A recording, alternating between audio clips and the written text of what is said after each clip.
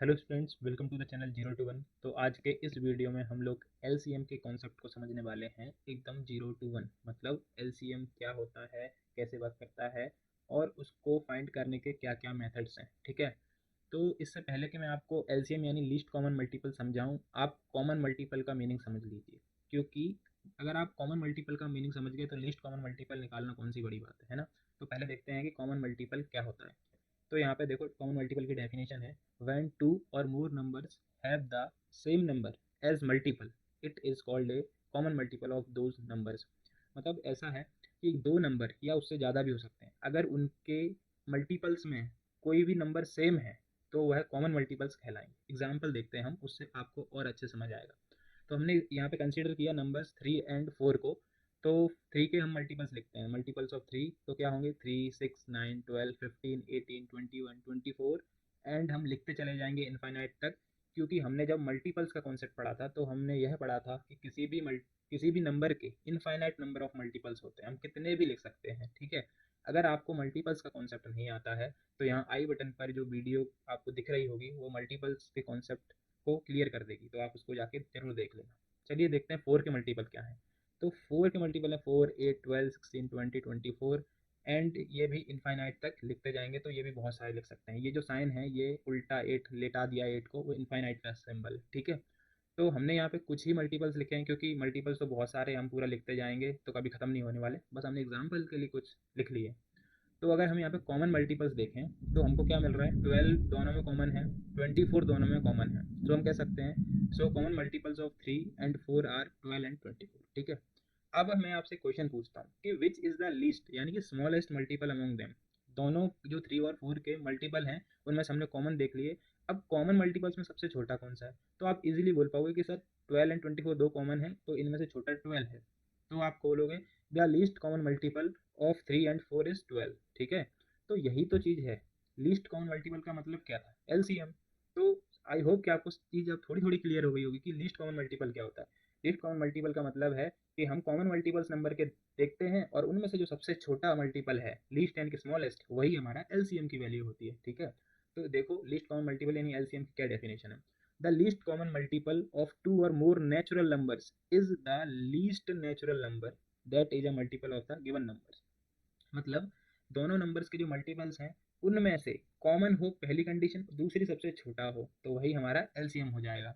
अब यहाँ पे एक रिमार्क लिखा हुआ है, रिमार्क में क्या है, द लिस्ट कॉमन मल्टीपल यानी कि LCM is also called lowest common multiple. मतलब किसी किसी बुक्स में एलसीएम का full form list common multiple होता है, किसी किसी बुक में लोवेस्ट कॉमन मल्टीपल होता है।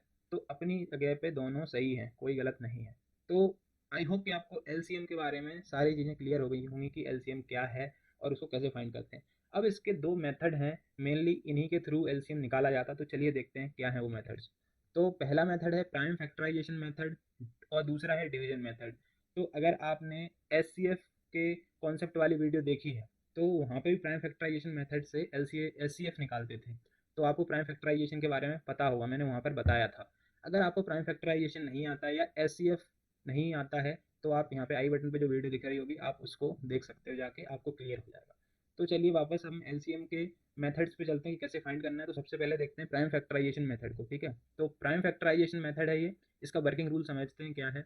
तो स्टेप 1 में देखो क्या लिखा है, express each number as a product of prime factors. मतलब हमको जो भी नंबर दिए हैं जिनका हमको एलसीएम निकालना है उनको उनके प्रोडक्ट ऑफ प्राइम फैक्टर्स में लिख दो। ठीक है, दूसरी स्टेप है the product of prime factors appearing the maximum number of times is the LCM of the given number.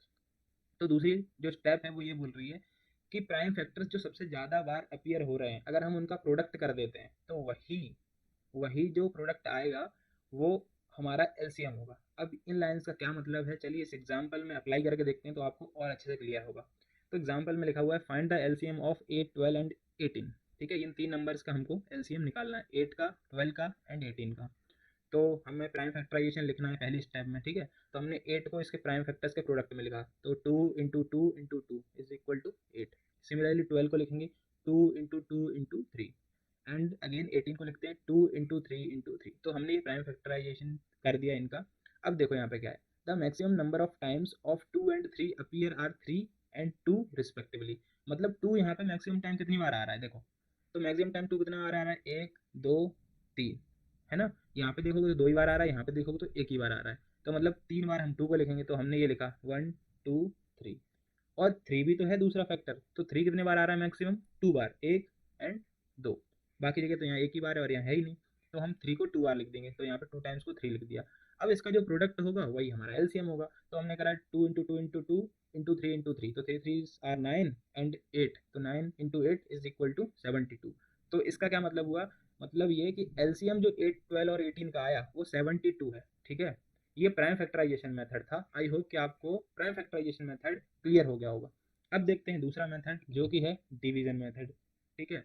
तो अब division method he most of the times पढ़ाया जाता है और हमको डिवीजन मेथड ही याद रहता है, ठीक है, और ये इजी भी है। तो चलो इसका वर्किंग रूल समझते हैं।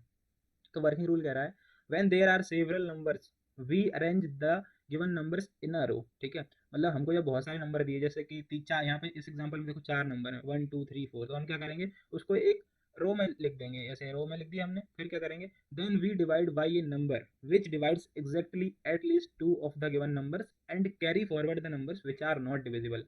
तो पहली स्टेप में हमने क्या करा, सभी नंबर्स को रो में लिख दिया।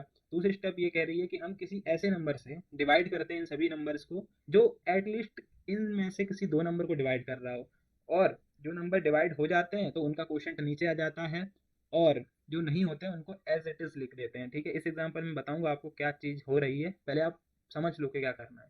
और तीसरी स्टेप है we repeat this process till no two numbers have a common factor other than 1, ठीक है। तो तीसरी स्टेप में ये बोला है कि हम यही डिवीजन वाली प्रोसेस को रिपीट करते रहते हैं जब तक कि कॉमन फैक्टर 1 के अलावा और कुछ ना आ जाए। और लास्ट में लिखा है the product of divisors and the remaining numbers is the LCM of the numbers given numbers. इसका क्या मतलब हुआ, जो हमारे पास ये नंबर हैं और ये लास्ट रो में जो नंबर बच जाते हैं उनका प्रोडक्ट जो आएगा वो हमारा एलसीएम आएगा। तो देखो इस एग्जांपल की हेल्प से समझते हैं। अगर आपको वर्किंग रूल अच्छे समझ में नहीं आया तो आपको यहाँ क्लियर होगा, पर आप दोबारा अगर इसको पढ़ोगे एक बार वीडियो को पॉज करके तो आपको समझ आ जाएगी। तो चलो इसका सोल्यूशन देखते हैं। तो हमको क्या करना है 18 24 36 एंड 45 का हमको एलसीएम निकालना है। तो फर्स्ट स्टेप क्या है, हमने इसको रो में लिख दिया, ठीक है। सेकंड स्टेप में हमको इसको डिवाइड करना है किसी ऐसे नंबर से जो एटलीस्ट 2 नंबर को डिवाइड कर दे। तो हमने 2 से इसको डिवाइड किया, तो 2 को 18 से डिवाइड करेंगे तो 9 टाइम्स में, 24 को 12 टाइम्स में, 36 को 18 टाइम्स में। अब 45 तो डिविजिबल नहीं है, तो हम क्या करेंगे इसको एज इट इज नीचे लिख देंगे। तो फिर से हम 12 मतलब फिर से हम 2 से डिवाइड करेंगे, तो फिर से ये 2 नंबर डिवाइड हो गए, अब ये नंबर आ गए, ठीक है। अब ये 2 से डिवाइड नहीं होंगे तो हम 3 से डिवाइड करेंगे, तो 3 से डिवाइड किया तो अब ये नंबर आ गए। उसके बाद हमने 3 से फिर डिवाइड किया, क्योंकि यहाँ एटलीस्ट 2 नंबर तो डिवाइड हो ही रहे हैं, तो फिर जब 3 से डिवाइड किया तो 3 से 1 बार में 3 गया, 2 नहीं कट रहा है या फिर डिवाइड नहीं हो रहा है तो एज इट इज लिख दिया, 3 फिर से 1 टाइम में गया एंड 15 5। अब देखो यहाँ पे 1 है 2 है 1 है 5 है, आप चाहो तो 2 से डिवाइड करो, बाकी को फिर 1 1 आ जाएगा और 5 आ जाएगा, और फिर 5 से डिवाइड करोगे तो लास्ट में सब में 1 1 आ जाएगा।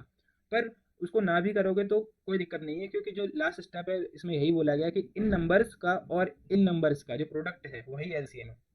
अब यहाँ पे हमने इसलिए डिवीजन नहीं किया है और ज़्यादा, क्योंकि ये अपने आप में प्राइम नंबर्स हैं, तो इनको हम डायरेक्ट मल्टीप्लाई कर सकते हैं, ये और फैक्टराइज नहीं हो सकते, इसलिए हमने इनको यहीं पे छोड़ दिया है, ठीक है।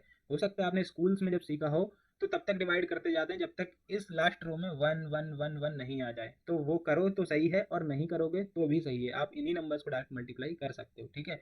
बस शर्त वो है कि यहाँ पे सारे प्राइम नंबर्स ही आने चाहिए, ठीक है, प्राइम नंबर। इसीलिए यहाँ पे बोला था ना सिस्टम में we repeat this process till no two numbers have a common factor other than 1, ठीक है। तो ये प्राइम नंबर्स हैं और इनके बीच में कोई भी एक से ज़्यादा फैक्टर नहीं है। तो अब हम क्या लिख रहे हैं, the LCM is the product of successive divisors and final क्वोशंट्स।